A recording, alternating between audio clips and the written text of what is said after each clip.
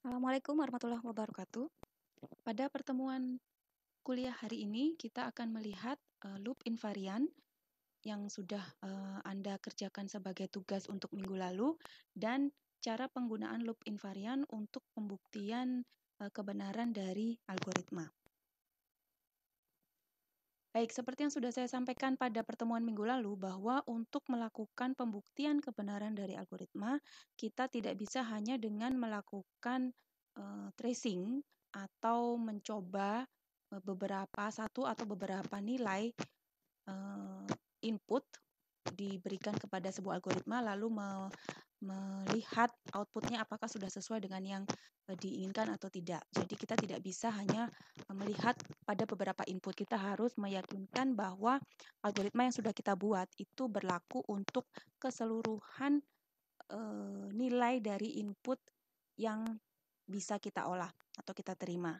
Nah, untuk menjamin bahwa algoritma itu berlaku untuk semua input, pastinya kita tidak akan bisa mengecek semua input ya satu persatu dengan tracing. Nah, metode yang digunakan maka dari itu adalah dengan induksi matematika.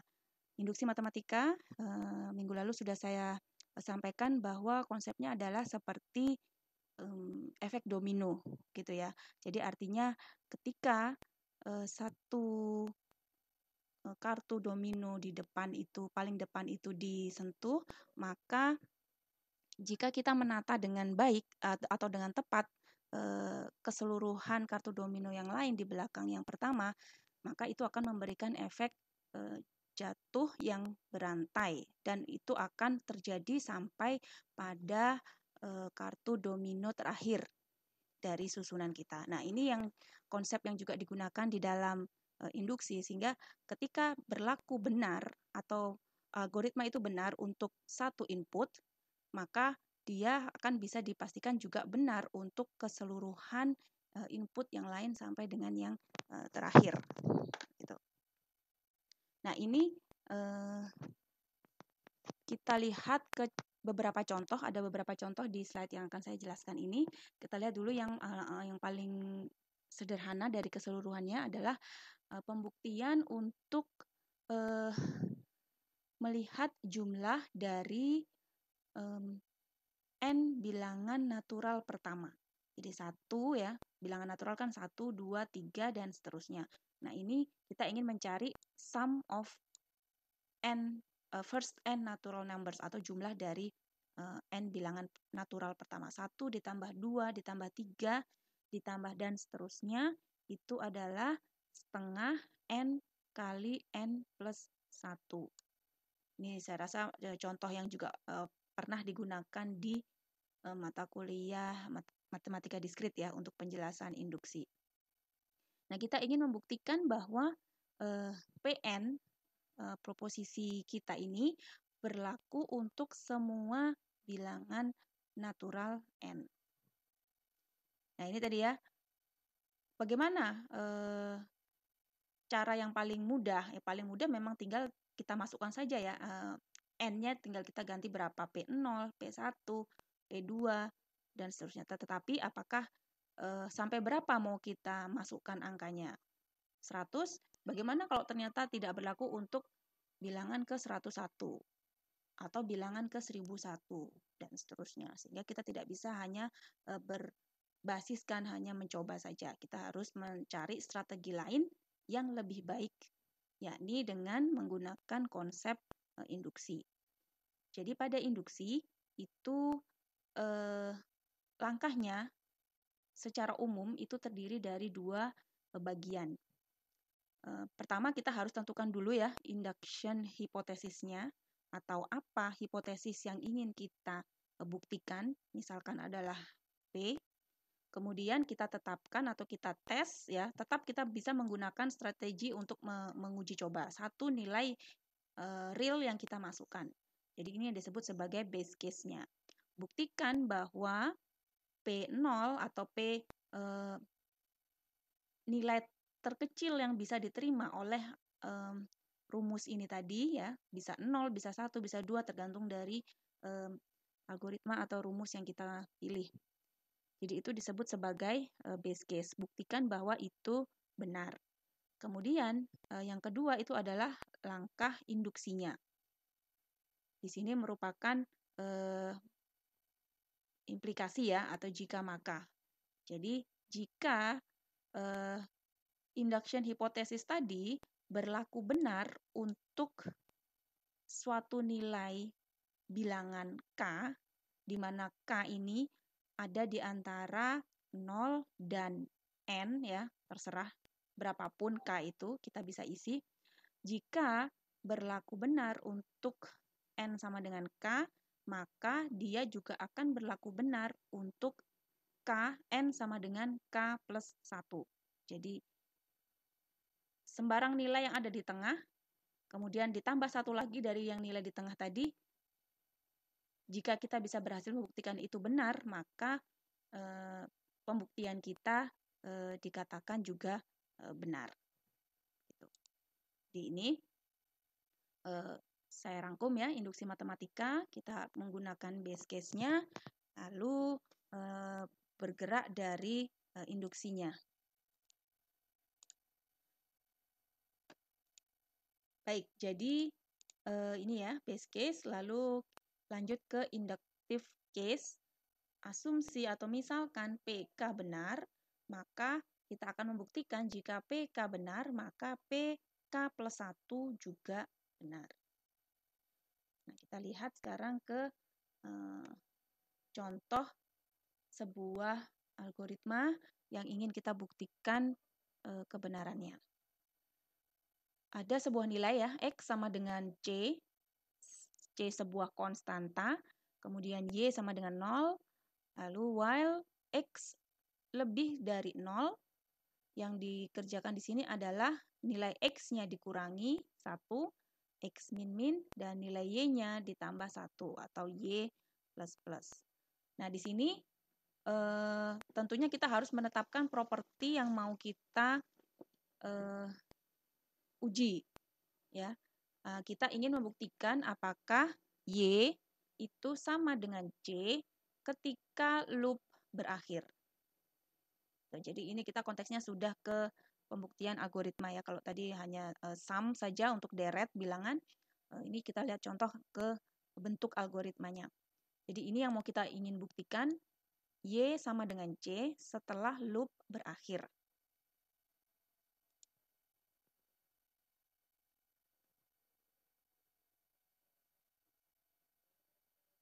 Oke, sekarang strateginya adalah hitung state setelah iterasi ke-1, iterasi kedua, kan kita ingin membuktikan bahwa ini berlaku untuk semua iterasi, gitu ya. Buktikan bahwa setelah iterasi terakhir, jadi pada ketika algoritma ini selesai loopnya dan keluar dari loop, berarti ini adalah dikatakan sebagai iterasi terakhir, maka nilai Y-nya sama dengan C. Ini adalah salah satu alternatif strategi ya. Atau yang lainnya kalau kita mau menggunakan induksi, kalau tadi ini kita nyoba satu-satu tracing ya.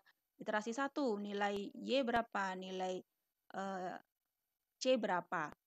Dihitung setiap iterasi gitu. Kalau memang C-nya cukup kecil, kita bisa mencoba langsung ya, tetapi bagaimana kalau C-nya ini besar? Apakah kita mau mencoba semuanya? Nah, strategi lain adalah kita menggunakan induksi yang berlaku untuk sejumlah iterasi. Yang ingin kita buktikan adalah menggunakan konsep induksi, base case-nya, ini kita membuktikan hipotesis induksi itu benar on loop entry, artinya sebelum loop. Kemudian setelah masuk ke loop, itu adalah induction case-nya. Asumsikan hipotesis induksi tadi juga benar setelah K iterasi.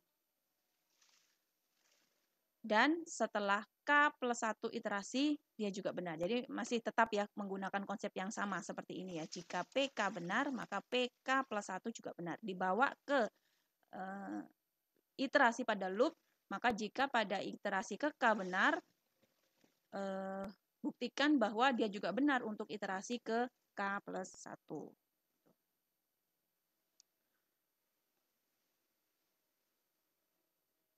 Oke, kita dari sini bagaimana mencari loop invariannya?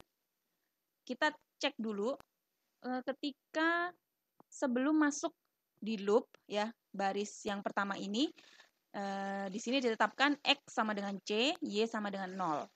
Jadi ini yang dikatakan sebelum masuk ke loop ya, sebelum masuk ke while. Oke, supaya lebih bisa dilihat realnya, misalkan saja kita ambil C sama dengan 5. Gitu. Jadi di sini X sama dengan 5, Y 0, while X lebih besar dari 0, X min-min, dan Y plus-plus. Nah, dari sini kita lihat di step 1, sebelum loop, berapakah nilai dari variabelnya. Di sini adalah X sama dengan 5 dan Y sama dengan 0. Selanjutnya, ketika sudah masuk ke dalam loop, sekarang kita cek ya untuk masing-masing variabelnya. Misal, K ini mewakili iterasi, kemudian di dalam loop itu ada perubahan untuk variabel X dan juga Y. Pada iterasi ke-1, maka nilai X-nya, jadi setelah selesai, ya, jadi di sini yang dicatat adalah setelah selesainya, setelah selesai satu iterasi, maka nilai X-nya menjadi 4 sekarang ya, karena sebelumnya tadi 5, lalu dikurangkan, dan nilai Y-nya naik menjadi 1. Kemudian masuk ke iterasi 2, nilai X-nya menjadi 3, Y-nya naik jadi 2. Pada iterasi ketiga, nilai X-nya turun lagi, 2, dan Y-nya naik. Pada iterasi keempat, X-nya turun, Y-nya juga naik. Di sini loop-nya akan dieksekusi selama, ini kan kondisinya, X lebih besar dari 0. Ya, jadi selama X lebih besar dari 0, maka dia akan masuk ke dalam blok while-nya. Karena di sini nilai X pada akhir iterasi 4 itu masih 1, berarti kita masuk ke iterasi ke-5. Pada iterasi ke-5, nilai X terakhir adalah 0, kemudian nilai Y-nya adalah 5. Kemudian setelah itu, sebetulnya kan ini nilai X akan diturunkan lagi sekali. Ya. Jadi di sini X menjadi min 1, gitu. Tetapi ketika dia akan masuk lagi ke mengeksekusi blok while kembali, dia akan mengecek ini. X apakah lebih besar dari 0? Terakhir, yang paling terakhir nilai X itu adalah min 1. Sehingga ketika itu bernilai false, maka ini tidak akan dikerjakan. Sehingga setelah loop, maka didapat sebetulnya nilai X itu adalah min 1, gitu ya. Hanya saja tidak tereksekusi di dalam sini gitu ya. Tetapi nilai X sudah turun min 1 dan nilai Y-nya terakhir ya sama seperti pada iterasi kelima, yakni 5. Gitu. Jadi dari sini kita berusaha melihat pola, itu yang pertama. Jadi di sini pola antara keterkaitan X dengan Y dengan nilai C yang kita pakai tadi. Karena kita tadi kan C-nya mengambil contoh ya. Harusnya ini bisa berlaku untuk semua C. Gitu. Tapi ini supaya bisa kelihatan, saya misalkan C-nya 5. Jadi X-nya 5, Y-nya 0 sebelum iterasi. Kemudian selama iterasi, X4, Y1, X3, Y2, X2, Y3, 14, 05. Setelah iterasi di luar loop, X-nya min 1 dan Y-nya 5. Nah, dari sini kita bisa menarik sebuah format umumnya bahwa ada pola di sini ya kan. Jadi sebelum iterasi 50, di dalam iterasi 41, 32, 23. Berarti ini adalah X ditambah Y sama dengan C. Gitu ya. Jadi ini tadi 5 tambah 0, 5. 4 tambah 1, 5. 3 tambah 2, 5. 5. Ini juga 5 dan ini juga 5. Gitu. Jadi dari sini kita bisa menarik bentuk umumnya bahwa ditemukan loop invarian dari blok algoritma kita ini, yakni X ditambah Y ditambah sama dengan C. Gitu. Nah, setelah ketemu loop invariannya, baru kita bisa masuk ke pembuktian dengan induksi matematika. Jadi di sini induktif hipotesis adalah loop invariannya. Nah, baru setelah itu kita buktikan loop invariannya dengan cara induksi. Ini penjelasannya di sini. Jadi tadi terdiri dari base case, itu ya. Buktikan bahwa P0 sama dengan true. Artinya P0 di sini adalah loop invarian kita. P0 itu maksudnya apa? Ya, loop invarian bernilai true sebelum iterasi, ya, kondisi yang paling dasar sebelum masuk ke loop. Dia bernilai true sebelum iterasi. Nah, sebelum loop yang mana? Ya, kita ambil tadi ya. Sebelum loop adalah X 5 dan Y 0. Kita tes di sini X tambah Y sama dengan C. Betul ya, 5 tambah 0 sama dengan 5. Gitu. True, benar. Masuk ke langkah induktifnya, itu asumsi ini benar, ya.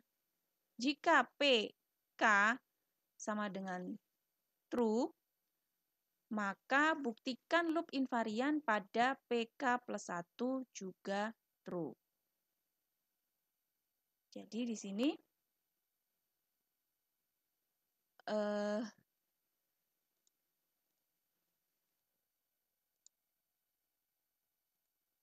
jadi di sini pada langkah induktifnya kita kan tadi akan mencatat nilai dari dua variabel ini ya, Y dan X. Nah, untuk Y-nya dia akan selalu sama dengan K. Bisa kita lihat dari contoh tracing yang di sini ya. Y selalu sama dengan K. K-nya 1, Y-nya 1. K-nya 2, Y-nya 2. K-nya 3, Y-nya 3. Sehingga Y sama dengan K. Kemudian X-nya berapa? Ya kita menggunakan persamaan dari loop invarian tadi. X sama dengan C min Y.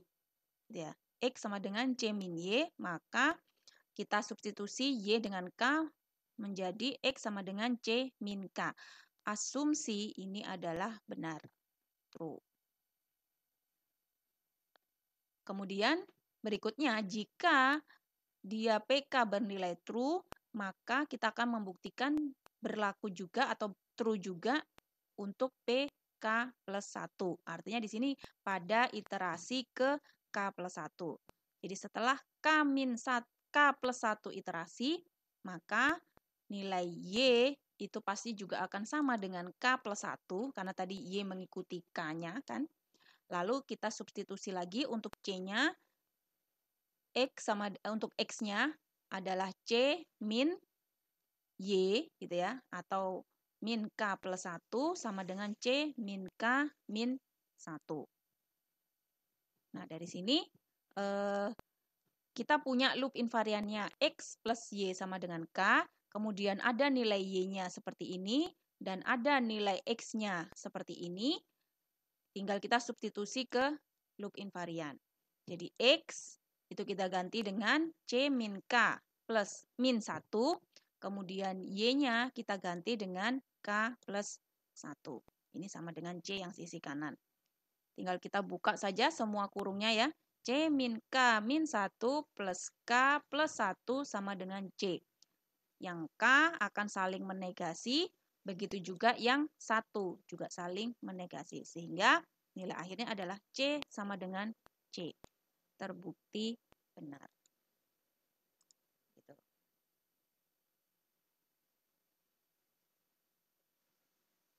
Ya.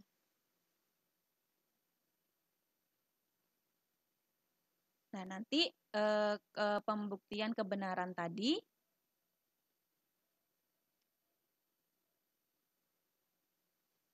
maka loop invarian akan digunakan untuk membuktikan kebenaran Y sama dengan C setelah loopnya terminate. Gitu. Setelah iterasi terakhir, nilai X-nya 0, gitu ya. Nilai X-nya sudah 0, kemudian loop invariannya tadi X plus Y sama dengan C. Dengan memasukkan nilai X-nya 0, maka dibuktikan bahwa Y sama dengan C setelah loop berakhir. Maka di sini terbukti kebenaran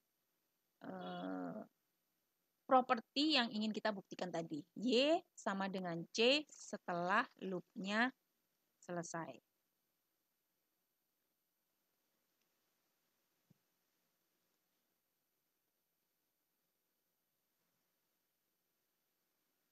Oke, ini tadi mungkin ada sedikit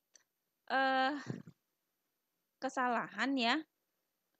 Tadi seharusnya X tidak masuk ke dalam during loop di sini yang nilainya sama dengan 0 karena tadi kan kondisi while-nya while X lebih besar dari 0. Jadi nilai terakhir ya ini saya tidak masukkan. Itu ketika iterasi keempat nilai X-nya 1, nilai Y-nya 0, kemudian kan masuk lagi, betul ya, masih tercatat ya, masuk lagi di sini, apakah X lebih besar dari 1, lebih besar dari 0, ya, maka kita masuk ke iterasi kelima, kemudian nilai X-nya dikurangi 1 menjadi 0, kemudian nilai Y-nya ditambah 1 menjadi 5. Kemudian dia akan kembali lagi mengecek ke loop while. Apakah X lebih besar dari 0? Tidak, karena X sama dengan 0. Jadi bukan min 1. Artinya after loop-nya di sini nilai X-nya adalah 0. Ya. Jadi sekaligus mengoreksi tadi penjelasan sebelumnya. Oke, jadi itu tadi kita sudah melakukan pembuktian untuk sebuah properti dengan menggunakan loop invarian dari dengan cara induksi. Nah, di slide ini ada beberapa contoh yang lain ya, yang sedikit lebih meningkat lagi. Oke, ini algoritma yang lain ya. Sekarang saya ingin membuktikan berapa. Jadi di sini belum ketahuan loop invariannya. Kalau tadi mungkin sudah cukup jelas ya, P-nya langsung diberikan. Kalau di sini belum terformulasi untuk loop invariannya. Yang ingin diketahui adalah berapa nilai Y setelah loop berakhir. Gitu. Jadi diberikan sebuah algoritma seperti ini, Y sama dengan 0, for I sama dengan 0, I kurang dari sama dengan N, I plus plus, menghitung Y sama dengan Y, masih ingat ya, ini operator ini, artinya Y sama dengan Y plus 2 pangkat I. Return Y. Yang ini diketahui berapa nilai Y setelah loop berakhir. Petunjuknya, kita cari dulu loop invariannya yang akan kita buktikan di setiap iterasinya. Ya, jadi sebelum iterasi, selama iterasi, dan setelah iterasi.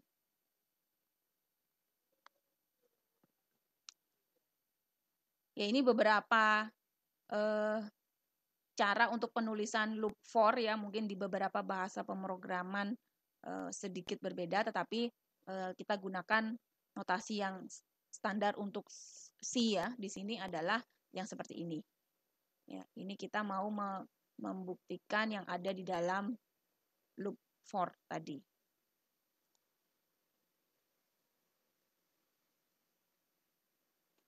Oke, tekniknya sama. Kita coba jalankan dulu beberapa iterasi, kemudian berusaha mencari polanya. Jadi sama seperti teknik yang ini tadi ya, kita berusaha mencari pola keterkaitan antara nilai K atau nilai iterasinya dengan nilai yang ingin dicari pada loop tersebut gitu. Kebetulan ini sama ya, Y. Jadi nanti kita akan melihat keterkaitan antara K dengan Y. Jadi misal, atau di sini kita pakai nilai I ternyata. Oke, nggak masalah. Baik, kita lanjutkan. Jadi di sini algoritmanya adalah seperti ini. Y sama dengan 0, kemudian for I sama dengan 0, dan seterusnya. Nah, yang ingin kita cek adalah, atau kita cari adalah loop invariannya. Jadi kita bisa mencari atau list dulu ya setiap iterasinya, kemudian berusaha mencari pola dari situ. Yang kita catat adalah sebelum loop, selama loop, dan setelah loop. Gitu. Nah, sebelum loop, kita tahu nilai Y-nya adalah 0, kemudian semisal kita tetapkan N di sini adalah 4. Gitu ya. Nanti kita akan mencoba sampai 4. Lalu selama loop, yang dicatat adalah di awal setiap iterasi. Nah, ini nanti mungkin akan sedikit membingungkan karena yang dimaksud di awal setiap iterasi itu adalah setelah mengeksekusi for, tetapi sebelum mengeksekusi Y ini. Jadi persis ada di antara for dan Y. Sehingga nanti nilai I-nya itu sudah masuk sebagai nilai iterasi, namun nilai Y-nya itu masih menggunakan Y dari iterasi sebelumnya. Karena Y asumsinya di titik ini itu belum diubah dengan persamaan ini. Jadi karena kita tadi kan ambilnya di antara ini ya. Nah, jadi yang kita catat di sini di awal setiap iterasi. Gitu. Ketika I-nya 0, ya, jadi I-nya sudah masuk 0, dan setelah itu langsung kita cek Y-nya berapa. Ya pastinya Y-nya masih menggunakan nilai sebelum dia masuk ke iterasi. Ya, ini 0. Kemudian setelah itu baru Y-nya terupdate. Nah, updatean Y-nya ini itu akan masuk ke pembacaan di awal iterasi berikutnya. Gitu ya. Jadi ketika masuk lagi iterasi berikutnya, ketika I sama dengan 1, maka pada saat itu nilai Y kan sudah berubah dari iterasi sebelumnya. Ini kita masukkan di sini, Y-nya itu adalah Y yang lama, yakni 0, gitu kan, ditambah 2 pangkat I-nya masih 0. Ya, karena ini kan tadi hasil dari iterasi ke 0, gitu. 2 pangkat 0 itu adalah 1, 1 ditambah 0 adalah 1.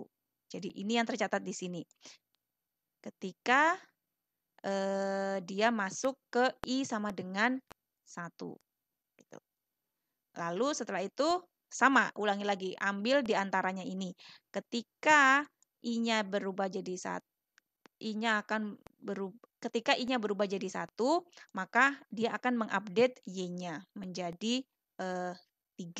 Dan 3 ini nanti disandingkan dengan nilai iterasi berikutnya, yakni 2. Gitu. Dan seterusnya ya. 3 ini tadi asalnya dari nilai sebelumnya, nilai sebelumnya Y, yakni 1, ditambah 2 pangkat 1. Ya, 1 ditambah 2 pangkat 1 sama dengan 3. Itu masuk dibaca di awal iterasi kedua. Masuk ke iterasi ketiga sama, jadi nilai Y-nya itu akan mengambil dari nilai Y sebelumnya ditambah dengan 2 pangkat 2. 4. Jadi 4 ditambah 3 hasilnya 7. Lalu masuk ke iterasi keempat, dia juga akan mengambil Y dari nilai iterasi sebelumnya, 2 sama dengan 7 ditambah 2 pangkat 3. 7 ditambah 8, 15. Setelah itu, I terakhir akan naik menjadi 5. Setelah loop, nilai I sama dengan 5 dan nilai Y sama dengan 15. Gitu. Nah, dari sini kita akan berusaha mencari pola keterkaitan antara I dengan Y. Itu ya, ketika I-nya 0, Y 0-nya 0. Ketika I-nya 1, Y-nya 1. Ketika 2, 3. Ketika 3, 7.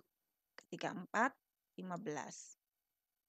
Maka terlihat polanya di sini adalah Y itu sama dengan 2 pangkat I dikurangi 1. Gitu. Jadi ini ya, 2 pangkat I, 2 pangkat 4 itu kan 16 dikurangi 1, 15. Kalau yang ini 2 pangkat 3, 8 dikurangi 1, 7. 2 pangkat 2 dikurangi 1 dapat 3. Betul ya, berlaku semua. Jadi kita bisa menyimpulkan bahwa loop invariannya di sini artinya yang kondisinya akan selalu sama di setiap iterasi dan akan kita buktikan itu adalah apakah nilai Y I itu sama dengan 2 pangkat I min 1. Kandidat untuk loop invarian. Baru setelah itu kita masuk ke pembuktian induksinya. Base case-nya I sama dengan 0 ya. Sama, ulangi lagi. Nilai Y 0-nya 0. Oke, cocok. Kemudian langkah induksinya, asumsikan bahwa di awal dari iterasi ke I, ya seperti tadi, di awal pada iterasi ke I, nilai YI-nya itu adalah 2 pangkat I min 1. Ya. Asumsikan benar, dan PK-nya benar. Maka berdasarkan itu kita akan juga membuktikan pada iterasi ke I plus 1, kita akan punya nilai Y pada I plus 1 itu adalah nilai dari YI, ya, nilai Y sebelumnya ditambah dengan 2 pangkat I, karena ini tadi rumusnya kan di sini, 2 pangkat I min 1. Jadi karena nilai YI-nya sendiri itu adalah sudah 2 pangkat I min 1, ya. Ini adalah nilai YI-nya, kemudian ditambah lagi dengan 2 pangkat I. Ini menjadi 2 pangkat I-nya ada 2 kali, gitu kan. Jadi 2 kali 2 pangkat I dikurangi 1. Sesuai dengan aturan pemangkatan, berarti ini adalah sama dengan 2 pangkat I plus 1 min 1. Jadi ini juga betul ya, benar bahwa ketika I-nya plus 1, maka ini pangkatnya akan juga mengikuti menjadi plus 1. Terbukti.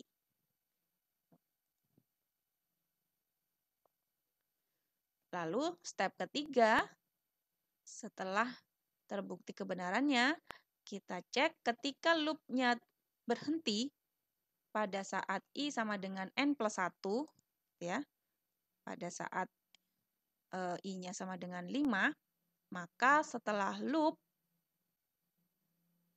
nilai Y-nya itu adalah 2 pangkat N plus 1 min 1.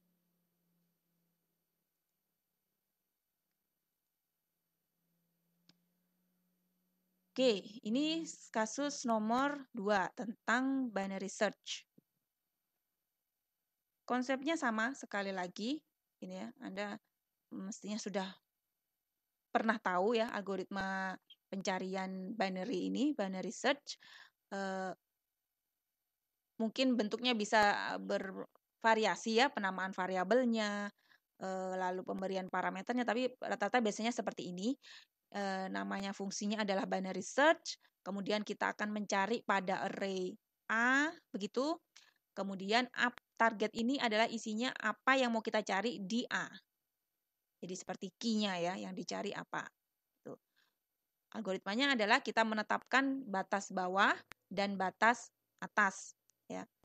Ini untuk awalannya sebelum loop, nilai low dan nilai high. Kemudian dari sini kita algoritmanya bekerjanya ketika low kurang dari sama dengan high, maka kita cari titik tengahnya atau middle-nya.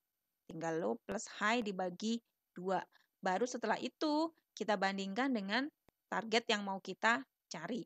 Jika A pada posisi middle tadi sama dengan yang kita cari, berarti itulah indeksnya.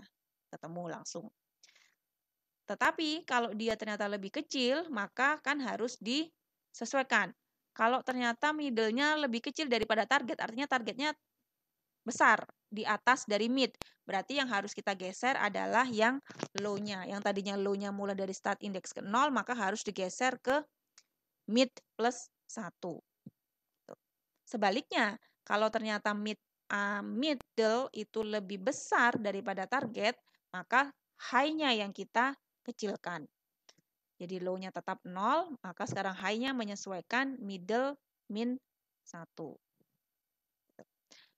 Nah, syarat dari binary search ini adalah array A itu harus sudah dalam keadaan terurut. Kalau tidak terurut, tidak bisa. Jadi, misalkan A itu sudah terurut, kemudian juga perhitungan ini berlaku jika targetnya itu ada di dalam array. Karena kalau tidak ada, itu akan ada sedikit perbedaan hitungan. Jadi kita ingin membuktikan bahwa binary search selalu mengembalikan indeks dari target yang mau dicari di dalam A. Gitu.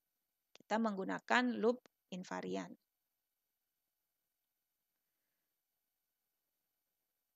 Oke, lagi kita menggunakan contoh. Ini adalah sebuah array, terdiri dari sejumlah angka yang sudah terurut, kemudian kita ingin mencari angka 14. Gitu ya. Jadi langkah pertama kita tetapkan sebelum loop ya, low-nya 0, high-nya adalah sepanjang array A dikurangi 1, yakni 6. Lalu kita hitung middle-nya ketemu 3. Kemudian kita cari sekarang berdasarkan algoritma ya. Jika A pada posisi ketiga itu ternyata sama, ya berarti itu yang kita cari. Kalau tidak, maka jika A pada posisi tengah itu lebih kecil daripada target, tidak ya, ternyata lebih besar, maka kita pakai yang else kedua. High-nya yang kita kecilkan. Jadi pada tahap kedua, low-nya tetap 0, high-nya yang turun jadi 2. Setelah itu loop lagi, dihitung ulang untuk mid-nya, ketemu mid 1. Mid-nya 1 di sini memenuhi kondisi yang mana?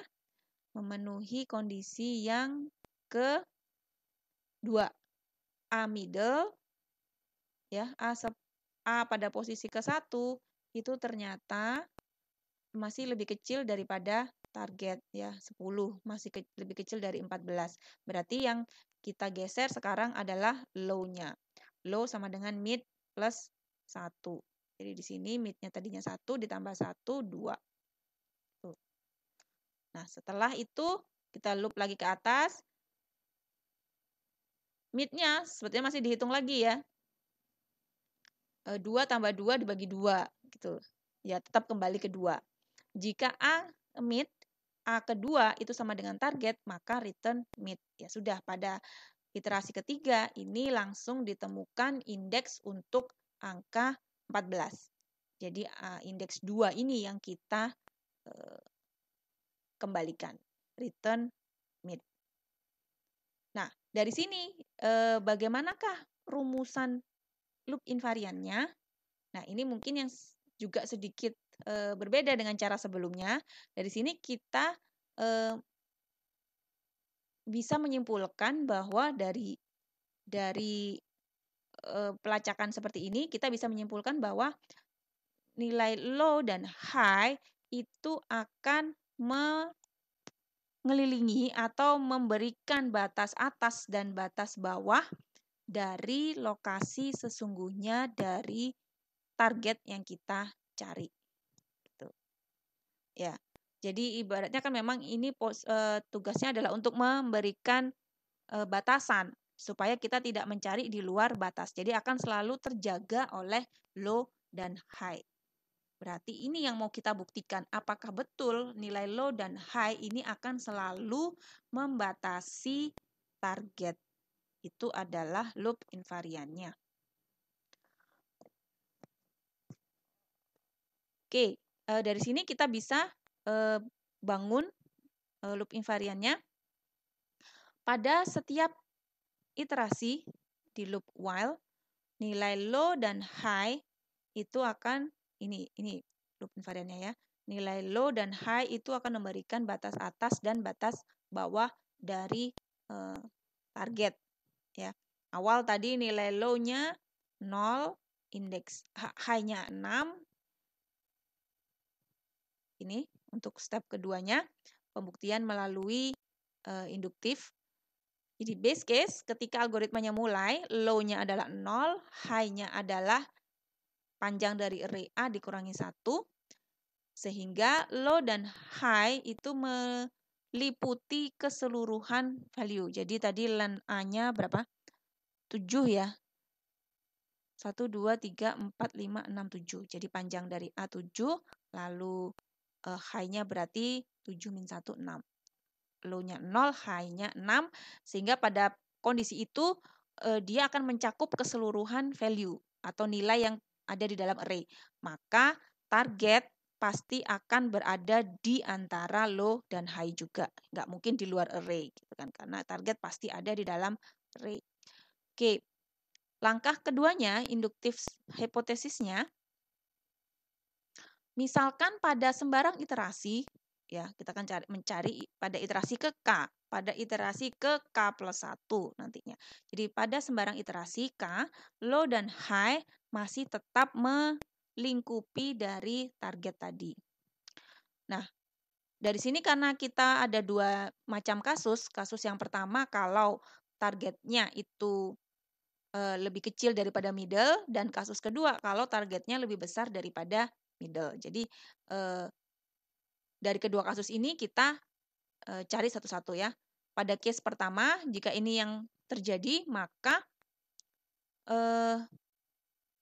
targetnya pasti ada di antara low dan mid, sehingga dari situ kita update high-nya. High-nya menjadi mid min 1. Kalau yang kasus kedua, target antara mid dan high, maka kita sekarang update low-nya. Jadi apapun yang kasus yang terjadi, maka low dan high itu tetap akan membatasi target.